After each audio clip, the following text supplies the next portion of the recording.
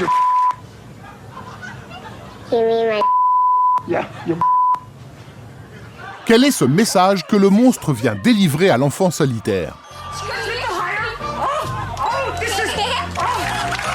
Explorons les récits ensemble. Yeah, I'm filled with lots of all inside me.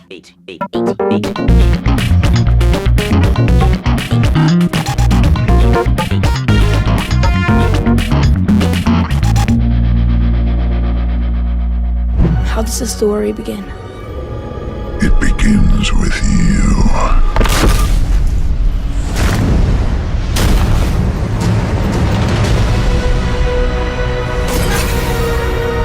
Après l'orphelinat, après The Impossible, le prodige espagnol Juan Antonio Bayona nous confronte de nouveau à la question du deuil dans son dernier film, quelques minutes après minuit.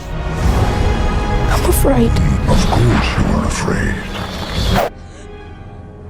Immanquablement, son œuvre risque d'être comparée au Bon Gros Géant, le conte pour enfants de Roald Dahl récemment adapté par Spielberg. Never get out of bed, never go to the window, and never look behind the curtain. Mais la dureté des thèmes proposés par le film de Bayona le réserve pourtant à un public d'adolescents ou d'adultes.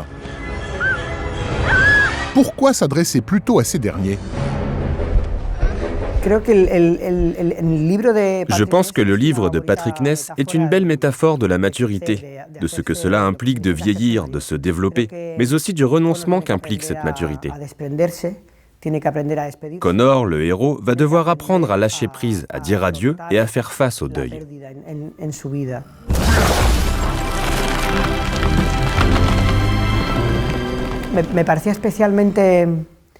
Ce qui me semblait particulièrement important dans cette histoire, c'est que le but des narrateurs était de rechercher la vérité. Et comment le fait de devoir dire la vérité donne du sens à l'absurdité du réel. Car le réel ne nous dit rien par lui-même. Pick me up, okay?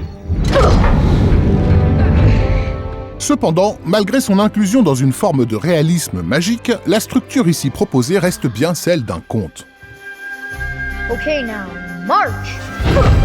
Et à travers cette amitié entre un enfant isolé et une créature géante ou monstrueuse, difficile de ne pas revoir aussi des images de E.T. ou du géant de fer.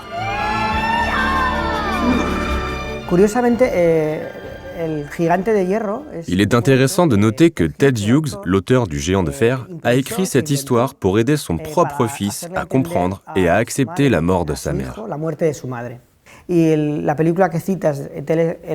on retrouve effectivement le même thème dans E.T. l'extraterrestre de Spielberg. C'est aussi un film sur la maturité et l'acceptation. Apprendre à dire au revoir, apprendre à renoncer et à accepter que la vie signifie parfois aussi perdre des choses. They can't fool anything anymore. there. Is it working? Ainsi, quel que soit l'âge supposé du public, cette structure récurrente exprimerait donc la nécessité du deuil. Tadashi programmed me to aid in... Tadashi's gone! Si tous ces récits se déroulent au sein de familles souvent monoparentales, Tadashi's gone. la fonction du monstre serait-elle d'aider à se détacher de ses attachements ? He's not here.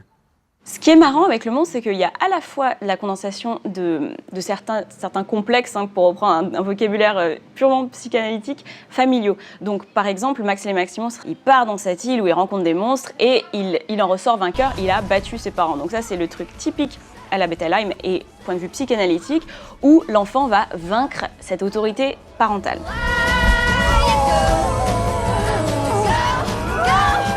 Ce motif qui était vraiment au niveau du conte et de l'album, maintenant se trouve de plus en plus en littérature ado et jeune adulte. C'est très identifié dans les analyses non seulement de la littérature jeunesse, mais aussi des contes comme le helper, la personne qui va les aider à atteindre une connaissance d'eux-mêmes ou quelque chose qu'ils n'avaient pas auparavant. You go to sleep. Et si ce helper apparaît de plus en plus dans des récits à destination d'ados et de jeunes adultes, c'est que depuis une trentaine d'années, le deuil qu'il permet de surmonter, l'autorité qu'il aide à contester, n'est plus seulement celle des proches et des parents. Ce monstre s'adresse à notre vision globale du monde.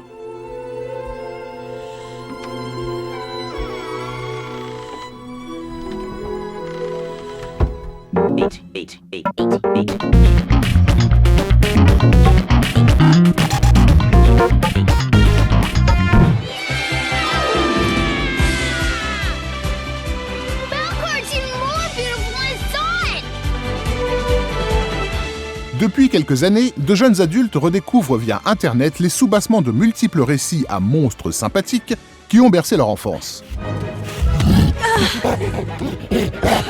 Des lectures psychanalytiques, parfois mythologiques, mais aussi certaines relectures qui renversent la tonalité des œuvres. Who the hell are you? Don't shoot me. I'm Daddy Madigan. I'm a kid. Parmi ceux-là, Mon voisin Totoro de Miyazaki. Un chef-d'œuvre d'innocence et d'animisme qui révèle dans ses soubassements une métaphore étonnamment macabre sur la perte de l'innocence et du lien avec la nature. Il y a le côté psychanalytique et psychologique du monstre qui représente des états d'esprit de l'enfant.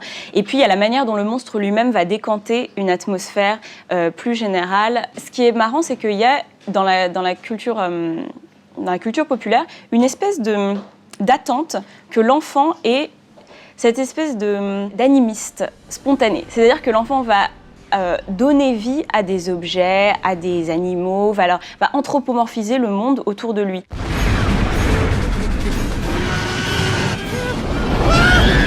Est-ce que c'est vrai ou pas finalement? Ou est-ce qu'on construit cette attente en n'arrêtant pas de donner aux enfants des bouquins, des films, etc. qui sont pleins d'éléments anthropomorphiques?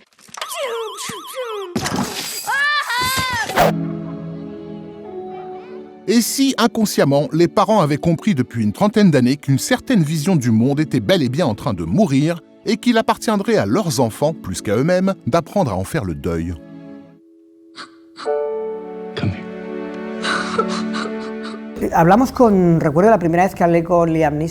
Je me souviens de la première fois où j'ai parlé avec Liam Neeson. Nous avons évoqué la façon dont le monstre devait être fabriqué à partir d'éléments très réels, avec des racines, du bois, de la boue. Nous voulions qu'il soit très ancré dans la réalité. Et évidemment, il y a un discours étroitement lié à la mythologie de l'homme vert, qui est l'une des figures les plus connues de la mythologie irlandaise.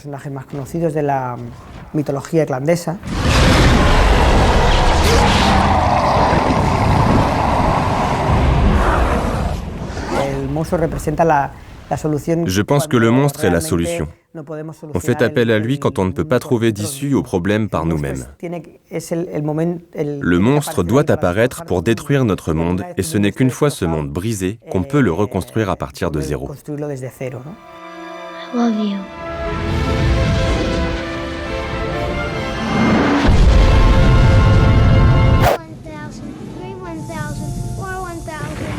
Et ce monde que le monstre vient briser est presque toujours celui de citadins, de familles éclatées, dont la nouvelle maison jouxte une forêt.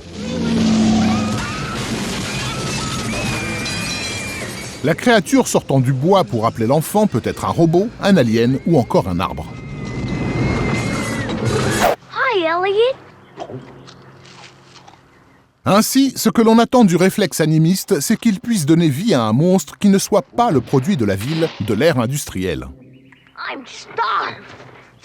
Ce qui est intéressant là-dedans, c'est qu'il y a beaucoup d'un point de vue théorique qu'on appelle le post-humanisme, c'est-à-dire les théoriciens qui s'intéressent à la manière dont justement on peut aller au-delà de l'humanisme et au-delà de ce qui est l'humain et d'établir des contacts avec d'autres choses dans la nature ou à travers les cyborgs, les robots, etc.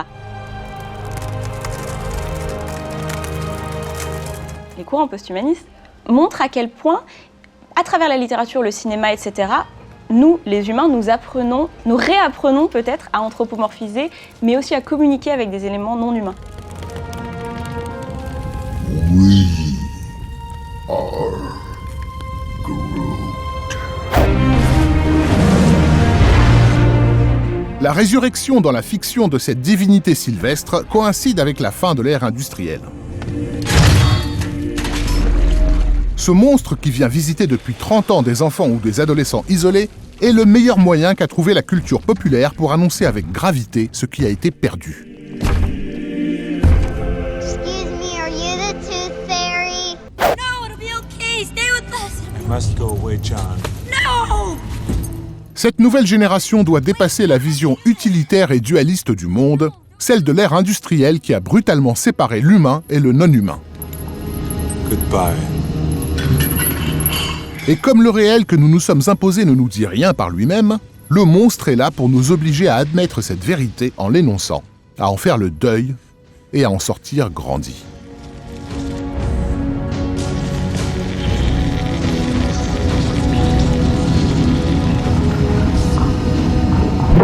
Eight.